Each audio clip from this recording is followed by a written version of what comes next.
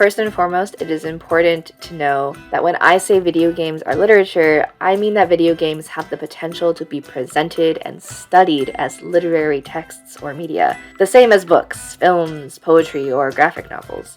But in the end, video games are not books, so we shouldn't treat them like books. On that same note, there are many cinematic aspects of video games, but that doesn't mean that video games are film either. They are their own medium, to which we are all varying degrees of literate. If you're interested, I highly recommend watching Extra Credits YouTube videos on video game literacy. That said, I think it's okay to start with what we're familiar with.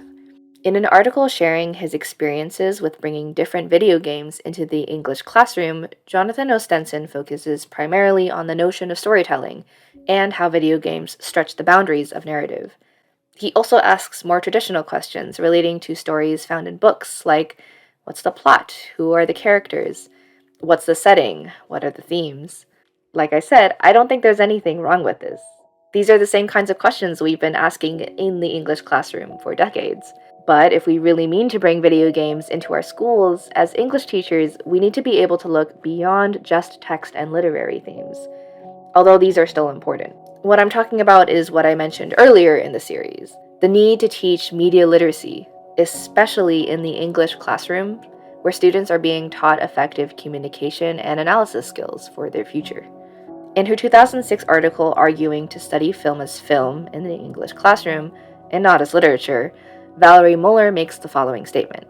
Though film as film cannot replace reading, writing, and the study of printed literature, it has the potential to bridge students' inherent interest in multimedia with the essential, active, critical thinking skills that are at the heart of the English classroom. Applying this to the medium of the video game, I think it's fair to say that the video game cannot and will not replace the study of printed literature. But as video game literacy becomes increasingly prevalent, there also arises the need to pair this literacy with a critical mindset.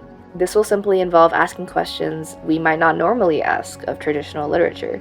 For example, if we use the framework provided by the Center for Media Literacy, we can use their 5 core concepts and begin to ask questions like, who created this? What values are represented, which are left out?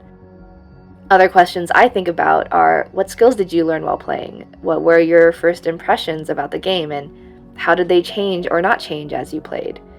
What did you learn about yourself or about the game developers? I think what I want to encourage the most is experimentation. After all, as a student and novice researcher, there's only so much I can do. English teachers can and should be at the forefront of getting video games into the classroom, through both research and practice. Maybe take a survey on what games your students are playing to get a sense of their tastes and preferences, and that way you can be inspired to introduce similar or different games. But first, see what other teachers have or haven't tried. Learn from their theories, their successes and mistakes. Or just the next time you find yourself playing a game, ask yourself why you're playing it. I'll leave a list in the description below with links relating to critical media literacy, as well as a playlist of video essays about video games that I've found interesting and or useful. Mark Brown and Grace Lee and their corresponding channels Game Maker's Toolkit and What's So Great About That are great examples of the different insights people are constantly finding in video games. Mark Brown focuses largely on the industry and development side of design, whereas Grace Lee gives a more academic take. There are many other constraints I fail to delve into, such as the concern that violent video games beget violent people, the perpetuation of negative stereotypes that occur across all media, and even the more practical concerns of price, funding, graphics cards, and computer storage. Some of these things I cover in my proposal, which I will link again below, but some of these things just come with the territory of media literacy, and we will need literate and non-literate people to bridge the many gaps that exist.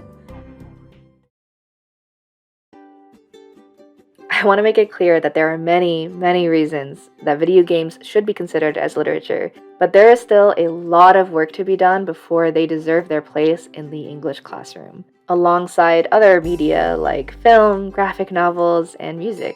With this short series, I hope to add to the ongoing conversation with my layout of the groundwork we have yet to cover. In conclusion, there are many arguments for why video games can and should be in the English classroom. This was mine, and I hope to see many others.